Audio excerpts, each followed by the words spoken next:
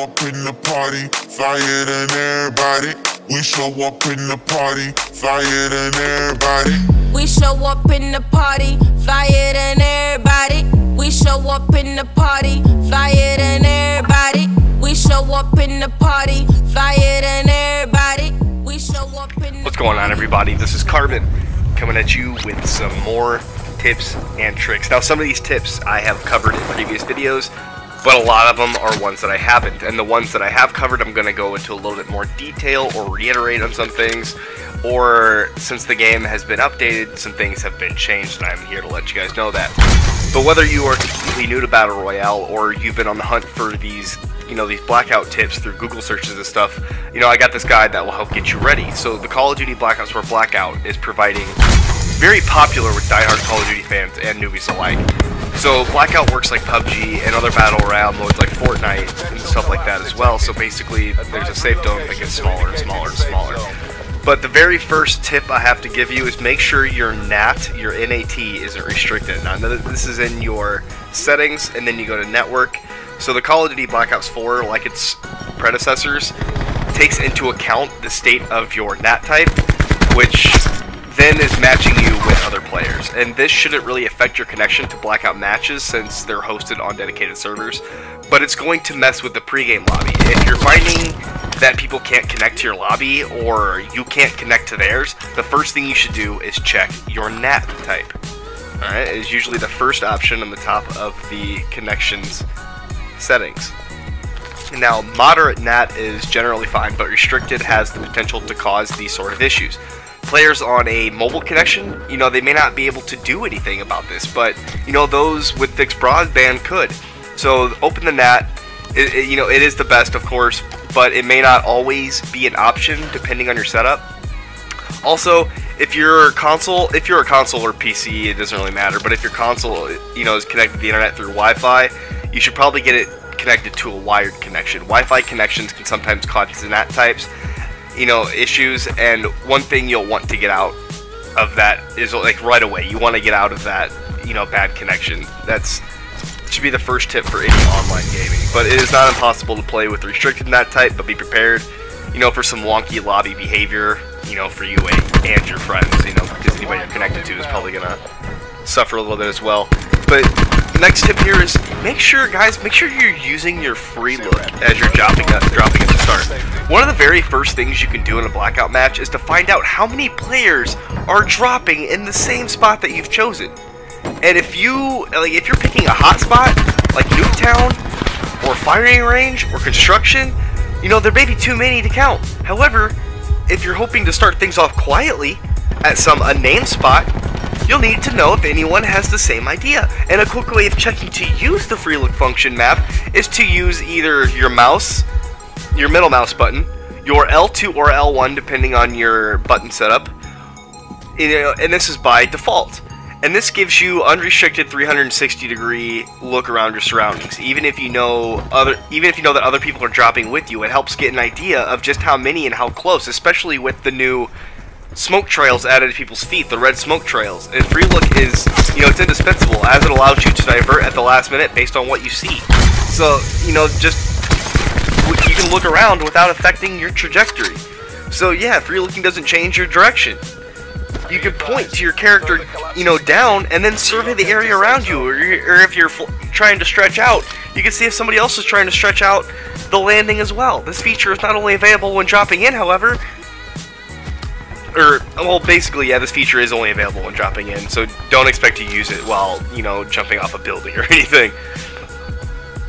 Also note, guys, the map is smaller than it appears. Treyarch wasn't lying when it said that Blackout's map is the biggest Call of Duty map in history. And that much is clear, so be prepared to get to that safe zone, because the safe zone is where you want to be, it's where you're going to do the gatekeeping, it's how you're going to get the wins. Alright, always try to stay within the circle unless you got some Outlander and you got some heavy games, but for the most people who are, beginners to moderates, try to stay within the circle. And then also understand your different healing items. You definitely want to carry more medkits than you do bandages. If you have 10 medkits, then drop all your bandages and then carry as many medkits and trauma kits as you can. That's my biggest tip, and I've reiterated it before, but I'm going to keep bringing it up in tips because it is very important. Get rid of those bandages, keep the medkits, and as many trauma kits as you can. Always have those high. power healings in your inventory. And you also want to use your equipment, you know, creatively. So I don't know if a lot of you know this, but you can actually stick a sensor dart onto a vehicle and then drive it around and scan for people if you're looking for kills, or if you're wanting to loot an area and you want to know if somebody's there and you're going place to place to place. It's the perfect thing that you can do. And I don't know if it's still possible, but you used to be able to throw a trophy system out of the back of the truck, and that would sometimes repel the missiles that are being fired at you. And you could also put the trophy system on the helicopter. Don't know if it's still there. Somebody let me know. I haven't tried it in a while. But next is sniper headshots drop you in one hit. Usually, and I say usually because you usually want the 50 caliber or maybe even the Koshka. But if somebody has a level 3 armor, chances are, you know, they're gonna die, but they're also not. If they have a level 3 armor and a trauma kit, they might survive. But this can work in your favor, of course, if you manage to land headshot yourself. If you see a stationary target, you know, just pull out your sniper, shoot him in the head. It's always better to shoot him in the head than in the body. Always, no matter which game you're playing. Head before body. So in squads, it can sometimes be helpful to have a designated sniper that can distract enemies while the rest of the squad pushes, like me. I like to carry the sniper, and as soon as we see someone, we make sure we don't have to take any shots until the snipers get the shots off first. Next, our combat axes are one-hit kills. So connecting with the combat axe throw is basically one of the most satisfying things you can do in Blackout. It really is. If you throw a combat axe and it nails somebody, kills them in one shot. And the combat axes are just one of many types of equipment in the game, but they're the deadliest.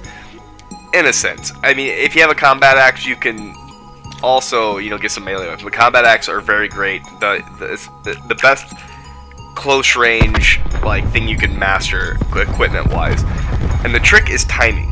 You gotta get the timing just right. And of course, you gotta account for the drop, because, you know, in Blackout, spoiler, if there is bullet drop, you do have to be aware of how far in front of somebody you're shooting if they're running, and then you also want to be prepared for how far they are and how far you want to aim above them. And another little quick tip is that the 50 caliber, the Paladin, is usually a lot less of a bullet drop than every other sniper. Know that. Usually the bigger the caliber, the less recoil that there is. That is a big trip. So yeah, if you get knocked out, or if you get knocked out by another player's axe, know that you can still be revived, so it's not going to take you down immediately if you're in a duos or squads.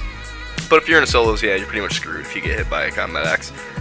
Another one is vehicles lose their health, basically, when they are left outside the zone. So Blackout really doesn't like it when players are stuck outside the safe zone.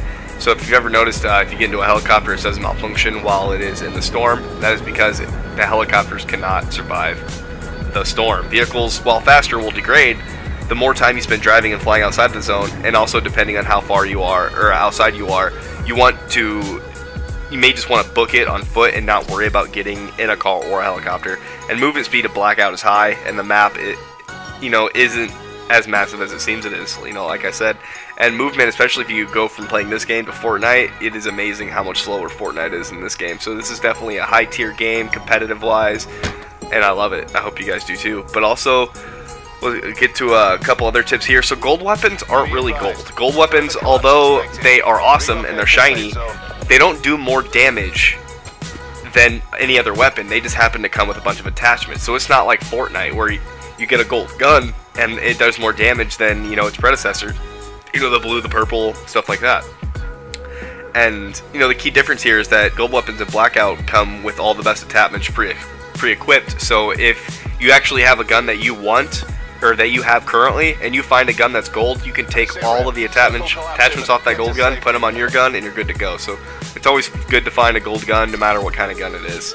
And of course, if you already have the same weapon with all the attachments equipped, sometimes it's fun to just carry two, have all the attachments, like carry it for the next weapon. And then next, go for zombie spots. They have all the stuff you'll ever want as far as unlocking characters.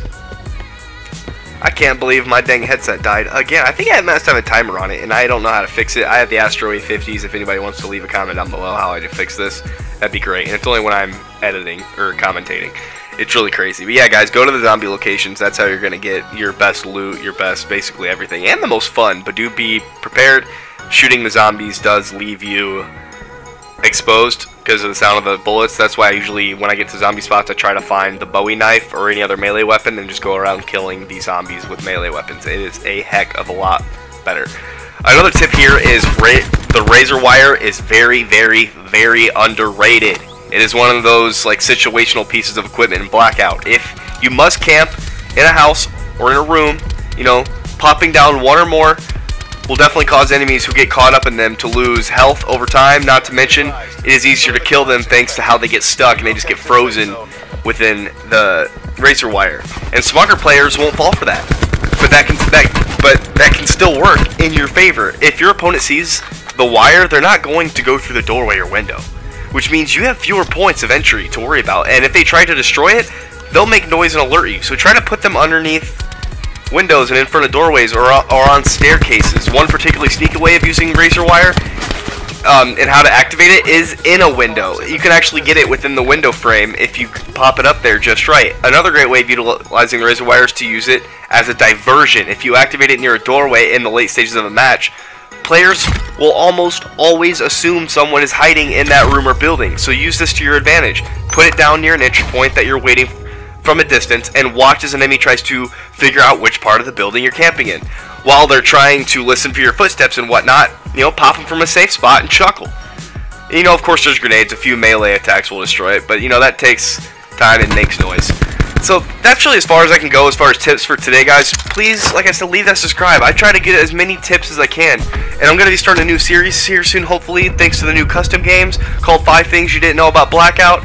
And hopefully I can cover a lot of myths and do a lot of other weird things that I need time for that you just can't inside of a normal game mode. So yeah, guys, please leave that subscribe, leave that like. I'm trying to get all the information out to you. Give me a little feedback, be appreciative of maybe, you know, leaving a comment. We can get a nice little like, oh, what do you think the best tips are? I think this is, and then I can share them in videos. It gets so much fun. But again, for the 4th or 5th time, please leave that subscribe. Love you guys. Peace.